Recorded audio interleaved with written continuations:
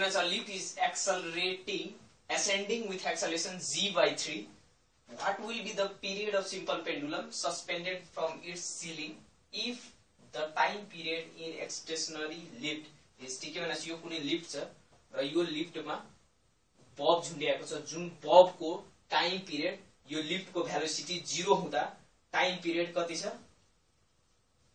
Time period t छ हो, यो बब मास m भएको बब र के छ लिफ्ट छ, अहिले स्टेशनरी कन्डिसनमा रुकेको अवस्थामा छ हो, त्यति बेला यसको टाइम पिरियड कसलाई भन्छौ, यसलाई, यो कुनै त्यो बब छ र यो बब अहिले मैले छोडिए त टाइम क्याल्कुलेट गर्ने हो, यहाँ देखि गर अनि फेरि आयो, कति टाइम लाग्यो त्यो हो टाइम पिरियड, वन अक्सिलेसन कम्प्लिट गर्न कति टाइम लाग्यो यसलाई, यहाँ देखि यहाँसम्म अनि फेरि यहाँ आउन कति टाइम लाग्यो, त्यसलाई हामी भन्छौँ टाइम पिरियड हो। त्यति बेला टी दिएको छ। अब यो लिफ्ट स्टार्ट हुन भयो हो, जब लिफ्ट स्टार्ट भयो अनि लिफ्ट कहाँ जान्छ, माथि, लिफ्ट माथि जान्छ, एक्सेलरेसन इक्वल टु g/3 हो, माथि गइरहेछ, लिफ्ट एक्सेलरेटेड छ, अघि रेस्टमा थियो, ओके। त अब यति बेला पेन्डुलमको टाइम पिरियड के हुन्छ, डिफरेन्ट हुन्छ कि मतलब कति आउँछ त्यति बेला टाइम पिरियड, त त्यति बेलाको time period equal to what छ हो, यति बेला के छ, भेलोसिटी 0 छ, त हेर्ने time period of simple pendulum हुन्छ √L/g हो, यो के हो, एक्सेलरेसन ड्यू टु ग्रेभिटी, अघि यो बबमा तलतिर mg फोर्स मात्रै लागिरहेको थियो, जब यो एक्सेलरेट हुन थाल्छ, यो जब यो लिफ्ट जब एक्सेलरेट हुन थाल्छ तब यो बबमा एउटा त mg फोर्स लाग्छ नि, ओके, र अर्को स्युडो फोर्स लागिरहेछ, कुन फोर्स, स्युडो फोर्स हो, र त्यो स्युडो फोर्स कति हुन्छ, यसको मास टाइम्स यो कति एक्सेलरेसनले एक्सेलरेटेड छ हो, र अपोजिट डिरेक्सनमा स्युडो फोर्स लाग्छ जतापट्टि बडी एक्सेलरेट, जुन नन इनर्शियल फ्रेममा यो अब्जेक्ट राखेको छ त्यो अब्जेक्टको त्यो नन इनर्शियल फ्रेमको जुन एक्सेलरेसन छ जतापट्टि, त्यसको अपोजिट डिरेक्सनमा यो मास माथि फोर्स लाग्छ, त त्यो कतातिर हो, एक्सेलरेटेड उतातिर छ, त तलतिर स्युडो फोर्स लाग्न जान्छ, र त्यो हुन्छ यसको मास कति छ, र यो जुन नन इनर्शियल फ्रेम जुन एक्सेलरेटेड छ त्यसको एक्सेलरेसन कति छ, त यो g/3 हो। अब हेर्ने यसको कारण जुन टोटल फोर्स आउन जान्छ, टोटल फोर्स आउन जान्छ त्यो हुन्छ mg प्लस mg/3, यो लिफ्ट केसमा पनि क्वेशनहरु सल्भ गरेको छ, सिधै पनि हामी लेख्न सक्छौं, जब लिफ्ट माथितिर एक्सेलरेटेड हुन्छ त्यति बेला रिजल्टेन्ट एक्सेलरेसन जुन जो मासमा जुन रिजल्टेन्ट एक्सेलरेसन हुन्छ यो मासको, त्यति बेला हुन्छ g प्लस g/3। अब यतिकै रहने यो फोर्स, टोटल फोर्स कति हुने भयो, यति हुने भयो, र टोटल एक्सेलरेसन कति हुन्छ, त योमा फोर्स यति लागिरहेछ, फोर्स कति हुने भयो, 4mg/3 ओके न, र यो अब्जेक्टको मलाई एक्सेलरेसन चाहियो भने यो अब्जेक्टमा कति फोर्स लागिरहेछ त्यो डिभाइडेड बाइ यसको मास गरिदिने, त यो अब्जेक्टमा यति फोर्स लागिरहेछ mg/3 ओके न, त यसको एक्सेलरेसन चाहियो, त यसको मासले डिभाइड गर्ने, मासले डिभाइड गर्ने भने यो र यो क्यान्सल हुन्छ, त के आउन जान्छ 4g/3 भनेपछि यसलाई हामी के लेख्न सक्छौं, 4g/3। अब हेर्ने पहिलेको टाइम पिरियड कति थियो, t टाइम पिरियड केमा इनर्सियल प्रोपोर्सन छ हेर्ने, 2 यो त कन्स्ट्यान्ट भयो, लेन्थ पनि के रहन्छ, कन्स्ट्यान्ट, तन्किने खाने स्ट्रिङ छैन हो, आइडियल स्ट्रिङ हुन्छ त्यो जुन तन्किदैन हो, त चेन्ज के हुन्छ, यो चेन्ज भइरहेछ, एक्सेलरेसन ड्यू टु ग्रेभिटी, मतलब यो जुन acceleration due to gravity change हुँदैन, मतलब जब एक्सेलरेटेड भइहाल्छ तब अर्को एउटा फोर्स एड भइहाल्छ, ओके। त्यसैले नयाँ मतलब टाइम पिरियड केमा, एक्सेलरेसन जुन एक्ट भइरहेछ यो मासमा त्योमा डिपेन्ड पर्छ, त्यो पनि इन्भर्स रिलेसनमा √अन्डर, त्यही टाइम पिरियड र t डैश इक्वल टु हामी के लेख्न सक्छौं, यसको लागि g इफेक्टिभ 4g/3 र यसको लागि तल यो टाइम पिरियडको लागि g एक्सेलरेसन हो, जब रेस्टमा हुन्छ तब एक्सेलरेसन ड्यू टु ग्रेभिटी मात्रै एक्ट गर्छ यो मास माथि। अब यो के हुने 4g/3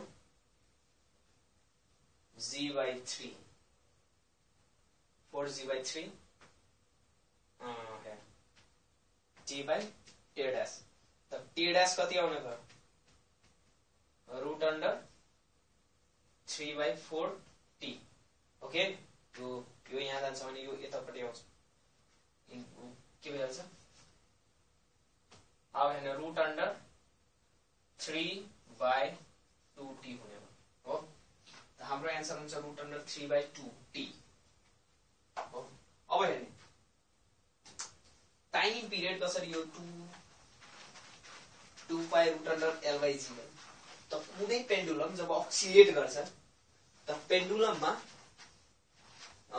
स्मल डिस्प्लेसमेन्टमा यदि मतलब त्यो गरिरहेछ अक्सिलेट गरिरहेछ भने मिड पोजिसनबाट स्मल डिस्प्लेसमेन्ट छ भने हामी यसलाई के भन्छौँ कि यो सिम्पल हार्मोनिक मोसनमा छ हो। यसरी मैले यतिमा छोडेर त्यसलाई एक्सिलेट गर्दै भने यो के छ अहिले सिम्पल हार्मोनिक मोसनमा छ। त यो सिम्पल हार्मोनिक मोसनमा यतातिर फोर्स एक्ट गरिरहेको होला मिड पोजिसनमा। जब मानौ यो बल्ब यो अघिको बल्ब मास m5 को बल्ब र यो बल्ब जब यहाँ जान्छ त फेरि यहाँ आउँछ। किन आउँछ? यो बल्बमा कुनै यतातिर फोर्स लागिरहेको होला हो र त्यो फोर्स कुन हुन्छ त्यो हामी हेर्छौँ। यो बल्बमा तलतिर कुन फोर्स लागिरहेको थियो mg। जब यो बल्ब यहाँ जान्छ नि त यो फोर्सको कम्पोनेन्ट यतातिर लाग्न जान्छ। अब त्यो कति हुन्छ यो एंगल थीटा बनायो भने यो पनि के यसलाई हामी यो एंगल थीटा बनायो भने यसलाई यो ठ्याक्कै यसको mg फोर्स जुन हुन्छ त्यो उसको भर्टिकली डाउनवर्ड डाइरेक्सनमा लाग्छ। यो एंगलमा छ त्यो यो पनि एंगल थीटा भइहाल्छ हो र mg फोर्स छ र यसको परपेन्डिकुलर यो भेक्टरको कम्पोनेन्ट निकाल्दैछौँ र यो कति हुन्छ जतापट्टि थीटा हुँदैन त्यतापट्टि के हुन्छ mg sin थीटा हो। यो थीटा बहुत सानो हुन्छ, छोटो हुन्छ, नेग्लिजिबल हुन्छ, सानो हुन्छ र जब थीटा सानो हुन्छ तब sin थीटा इक्वल टु हामी थीटा लेख्न सक्छौं हो। र म यसलाई के लेख्न सक्छु यही फोर्सको कारण mg sin थीटा फोर्सको कारण यो बल्ब यहाँ म छोड दिन्छु नि त यहाँ आउँछ हो। यो बल्बमा जुन यतातिर फोर्स लागिरहेछ यो बल्ब कुनै बेला यता आउँछ। यसलाई हामी मेन पोजिसन भन्छौँ, यसलाई एक्सट्रिम पोजिसन भन्छौँ, यसलाई हामी इक्विलिब्रियम पोजिसन भन्छौँ हो। हैन यो छोडिदिन्छु त फेरि यो यतातिर किन हेरेछ यहाँ बस्नु पर्ने हो के नि, तर यतातिर के भएर होला कुनै फोर्स लागिरहला। त्यो फोर्सको कारण के हुन्छ यो यहाँ फेरि आउन जान्छ। त्यो फोर्स कुन हो mg sin थीटा। जब यता पनि जान्छ त यता पनि यतितिर फोर्स लाग्छ यो mg sin थीटा। फोर्स जुन हुन्छ यो फोर्सको कारण एक्सेलरेसन हुन जान्छ जुन एक्सेलरेट गरिरहेछ हो के न। त यो एक्सेलरेसन जुन छ त्यो कता डिरेक्टेड हुन्छ always directed towards mid position हो के न। अब हेर्नु के अरे त यो हुने भयो mg sin थीटा र यो फोर्स जुन लागिरहेछ यतातिर जुन फोर्सको कारण यो मिड पोजिसनमा आइरहेछ त्यो फोर्स कति छ mg sin थीटा र थीटा स्मल भएको कारणले हामी के लेख्न सक्छौं sin theta equal to theta र यो कति हुन जान्छ mg थीटा हो के। अब हेर्ने sin थीटा इक्वल टु हामी के पनि लेख्न सक्छौं sin थीटा यो जुन x लेन्थमा मान्नु भयो x लेन्थमै अगाडि गयो यो l लेन्थ अफ जुन स्ट्रिङ थियो त्यो हो।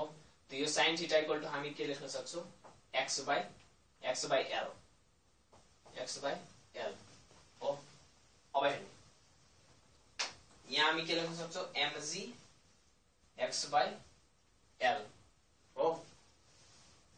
अब यो जुन फोर्स हामी के भनेछौं यसलाई सिम्पल हार्मोनिक मोसनमा छ। त यो अब्जेक्ट जब यहाँ जान्छ यो छोड दिन्छौं हामी त्यति बेला हुक्स ल फ्लो गर्छ यसले हो के। त हुक्स ल अनुसार फोर्स इक्वल टु के हुन्छ kx फोर्स कन्स्टेन्ट हो के। यो डिस्प्लेसमेन्ट x को फोर्स जुन हुन्छ यतापट्टि जुन फोर्स लागिरहेछ त्यो डिस्प्लेसमेन्टको प्रोपोर्सनल हुन्छ। यो माइनस साइन किन लेखे किनकि जब यो अब्जेक्ट यतातिर जान्छ त डिस्प्लेसमेन्टको डाइरेक्सन यतातिर हुन्छ तर फोर्स यतातिर लागिरहेको हुन्छ। Force always opposite to the direction of displacement हुन्छ। त्यसैले फोर्स हामी के लेख्छौं यहाँ नेगेटिभ साइन लेख्छौं हो। त यो दुईटा हामी इक्वल गर्न सक्छौं माइनस kx हो के हुक्स ल फ्लो गर्छ।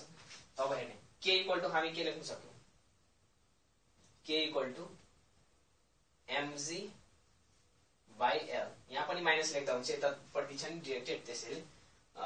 अब हेर्ने कुनै पार्टिकल यदि सिम्पल हार्मोनिक मोसनमा छ भने ओमेगा इक्वल टु के लेख्न सक्छौं m by k र अर्को हामी 2π/t 2πn पनि पढेको हुन्छौं हो। यो के हो फ्रिक्वेन्सी एंगुलर फ्रिक्वेन्सी हो। यो के हो मास अफ दिस बल्ब, यो के हो फोर्स कन्स्टेन्ट यो जुन निकालेछौं। अब हेर्ने यहाँबाट यो दुईटा रिलेसन लियो भने 2π/t by T equal to M by K. Time period equal to कति आउन जान्छ? Time period is equal to T is equal to 2 pi root under K by M हुन्छ। के हुन्छ? के बाई एम। ओहो, यहाँ गल्ती गर्नेछ। यो के बाई एम हुन्छ, सरी यो के हुन्छ? के बाई एम। तो यहाँ के हुन्छ? यो के बाई एम। तो यो के हुन जान्छ? एम बाई के। र यहाँ के हुन्छ? 2 pi root under mass of the बब। ओके, र यो के भनेको कति निकालेको थियो हामीले? यही लेख्नु, के इक्वल टू यो के हुन्छ? क्यान्सल एक्सएक्स हो। तो यहाँ के हुन्छ? MG by L, MG by L. Mass mass के हुन्छ? क्यान्सल। यो के हुन्छ? L by G. 2 pi, so यहाँ 2 pi root under L by G. Mass of the पेन्डुलममा डिपेन्ड गरिरहेको छैन। यो सानो बल थियो, 50 आफै पनि झुन्ड्यो भने यो बम माथि, आफै पनि झुन्डियो बस्ने यो बम माथि, र अक्सिलेट गर्यो भने पनि टाइम पिरियड के रहन्छ? सेम रहन्छ। मास अफ द बममा डिपेन्ड पर्दैन।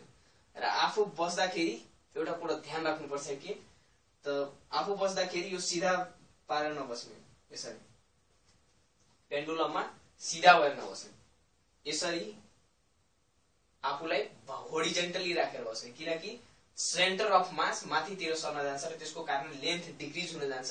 त टाइम पिरियड जब लेन्थ डिक्रिज हुन्छ, टाइम पिरियड लेन्थको डाइरेक्टली प्रोपोर्सनल छ रूट अंडर। यदि लेन्थ डिक्रिज भयो भनेदेखि टाइम पिरियड पनि डिक्रिज हुन जान्छ हो। यो पनि क्वेसन सोधेको छ।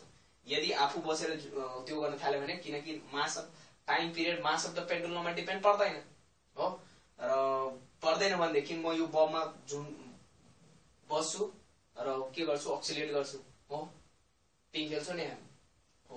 त त्यति बेला म सिधा भएर यदि अक्सिलेट यो पेन्डुलम अक्सिलेट गरिरहेको छ भने टाइम पिरियड डिक्रिज हुन्छ। किन डिक्रिज हुन्छ? किनकि सेन्टर अफ मास हुनुहुन्छ नि, त्यो माथितिर जान जान्छ, र माथितिर गयो भने यो लेन्थ, यो जुन लेन्थ छ नि त्यो डिक्रिज हुन जान्छ हो, र लेन्थ डिक्रिज भयो भने टाइम पिरियड पनि के हुन्छ? डिक्रिज हुन्छ। हाम्रो एन्सर थियो बी।